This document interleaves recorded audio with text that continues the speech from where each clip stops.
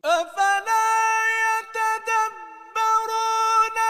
القرآن ولو كان من عند غير الله لوجدوا فيه اختلافا كثيرا.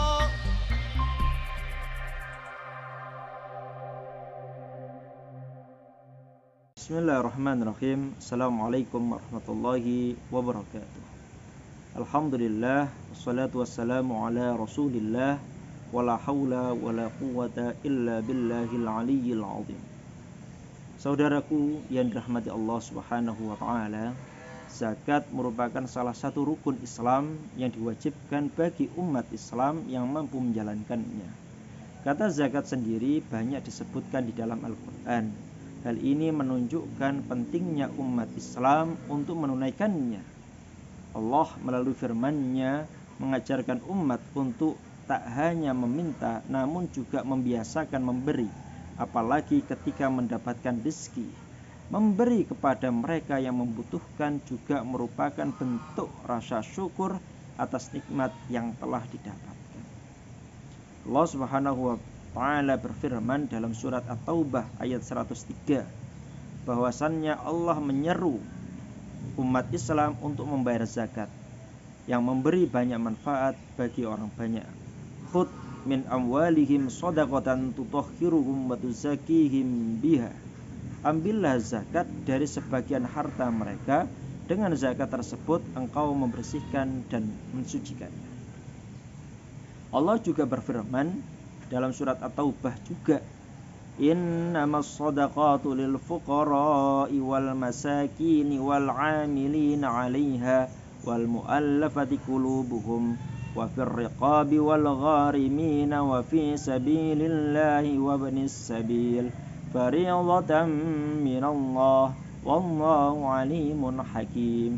Sesungguhnya zakat itu hanyalah untuk orang-orang fakir, orang miskin, amil zakat yang dilunakkan hatinya atau mu'allaf, kemudian hamba sahaya, kemudian orang yang berhutang, gharib, kemudian untuk jalan Allah, dan untuk orang yang sedang dalam perjalanan sebagai kewajiban dari Allah Subhanahu wa ta'ala.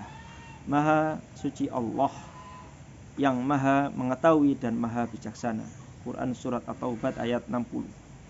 Dalam ayat ini diteringkan bahwasannya terdapat 8 golongan orang yang berhak menerima zakat. Mari kita urai satu persatu. Yang pertama, golongan pertama adalah fakir. Secara bahasa, fakir adalah butuh. Menurut Al-Imam Al-Ghazali, fakir ialah ungkapan atas ketiadaan sesuatu yang dibutuhkan dalam manusia, maka itu adalah kebutuhan primer. Maka orang fakir adalah orang yang tidak dapat memenuhi kebutuhan primer mereka. Misalnya karena sakit, sudah tua, lumpuh, cacat, dan lain-lain. Jadi tanpa bantuan orang lain, dia tidak dapat memenuhi kebutuhannya. Golongan inilah prioritas paling utama menerima zakat. Yang kedua adalah miskin. Mereka juga golongan orang yang tidak mampu memenuhi kebutuhan primer mereka, namun masih dapat bekerja.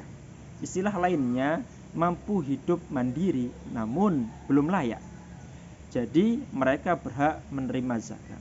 Standar kelayakan adalah standar umum manusia bisa hidup. Yang nomor 3 adalah amil zakat. Tugas pokoknya adalah menghimpun dan mendistribusikan dana zakat, dan harus memenuhi kriteria sebagai berikut, yakni orang yang merdeka, laki-laki, mukallaf, adil dalam seluruh kesaksiannya, beragama Islam, memiliki pendengaran yang baik dan penglihatan yang baik juga, memahami dengan baik fikih zakat, dan bukan keturunan dari Bani Hashim. Sedangkan tugas amil zakat sendiri adalah menginventarisasi atau mendata orang-orang yang wajib mengeluarkan zakat. Inventarisasi orang-orang yang berhak menerima zakat, mengambil dan mengumpulkan zakat, mencatat harta zakat yang masuk dan yang dikeluarkan, dan menentukan ukurannya, sedikit banyaknya zakat, menakar, menimbang, menghitung porsi mustahik zakat. Mustahik adalah penerima zakatnya itu sendiri. Kemudian menjaga keamanan harta zakat ini, serta membagi-bagikan harta zakat pada orang-orang yang berhak menerimanya. Jadi petugas amil zakat ini banyak sekali pekerjaannya. Petugas amil zakat, infak, sedekah, dan wakaf. Ini adalah manusia-manusia yang mulia, bukan hanya di hadapan manusia, tetapi juga di hadapan Allah. Mengapa? Rasulullah SAW bersabda, "Man dalla ala khairin falahu mislu ajri fa'ilihi." Barang siapa yang menunjukkan suatu kebaikan, maka ia mendapatkan pahala seperti pahala orang yang melakukannya. Saudaraku yang dirahmati Allah Subhanahu wa taala, tugas menghimpun dan mendistribusikan dana zakat, infak, sedekah tentu tidak boleh disamakan dengan orang-orang yang meminta-minta untuk kepentingan diri mereka sendiri. Karena dalam ajaran Islam meminta-minta itu tidak baik, bahkan dilarang. Man sa'ala min ghairi faqrin faka'annama ya'kulul hifr.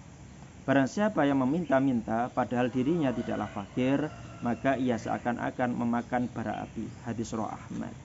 Amil itu berjuang untuk kemaslahatan umat, bukan untuk dirinya sendiri. Yang keempat adalah mu'allaf, adalah sebutan bagi orang kafir yang mempunyai harapan masuk agama Islam atau orang yang baru masuk agama Islam. Perhatian terbesar kepada orang-orang yang baru masuk Islam kurang dari 1 tahun. Mereka masih memerlukan bantuan dalam beradaptasi dengan kondisi baru. Meskipun tidak berupa pemberian nafkah, bisa juga dengan mendirikan lembaga keilmuan atau lembaga sosial yang akan melindungi, kemudian memantapkan hatinya dalam memeluk agama Islam, serta yang akan menciptakan lingkungan yang serasi dalam kehidupan baru mereka, baik moral maupun material. Kemudian golongan kelima yang berhak menerima zakat adalah riqab. Riqab ini adalah budak belian atau kelompok manusia yang tertindas dan tereksploitasi oleh kelompok lainnya. Beberapa ulama mengatakan saat ini riqab sudah tidak ada lagi. Namun beberapa golongan yang mirip mereka, seperti misalnya tawanan muslim yang ditawan tentara musuh, pembantu yang disekap majikannya atau dikerja paksa tanpa dibayar, atau seseorang yang dipenjara karena difitnah. Lah, ulama fikih ini sendiri mendefinisikan riqab sebagai seorang hamba yang dijanjikan oleh tuannya bahwa ia boleh menebus dirinya dengan uang atau harta lainnya sehingga mereka bisa terlepas atau merdeka. Ada beberapa ciri riqab, antara lain dia ini dimiliki sebagai aset produktif, kemudian diperjualbelikan, dia tidak punya hak kepemilikan, bahkan dia disetubui tanpa dinikahi. Tentu jika golongan ini masih ada hingga saat ini. Golongan keenam adalah ghorim. Ghorim adalah orang yang hutang. Mereka berhutang untuk kepentingan pribadinya yang tidak bisa dihindarkan. Ya, dengan syarat-syarat. Yang pertama adalah utang itu tidak timbul karena kemaksiatan. Yang kedua, utang itu melilit pelakunya. Yang ketiga, si pengutang sudah tidak sanggup lagi melunasi utangnya. Yang keempat, hutang itu sudah jatuh tempo atau sudah harus dilunasi ketika zakat itu akan diberikan kepada si pengutang. Banyak macamnya. Yang ketujuh adalah sabilillah. Adalah orang-orang yang berjuang di jalan Allah dengan pengertian yang cukup luas. Secara khusus, mereka adalah orang yang terhalang dari mencari nafkah karena disibukkan untuk urusan maslahat umat Islam. Contoh, pasukan perang, dai, para penuntut ilmu, pengajar.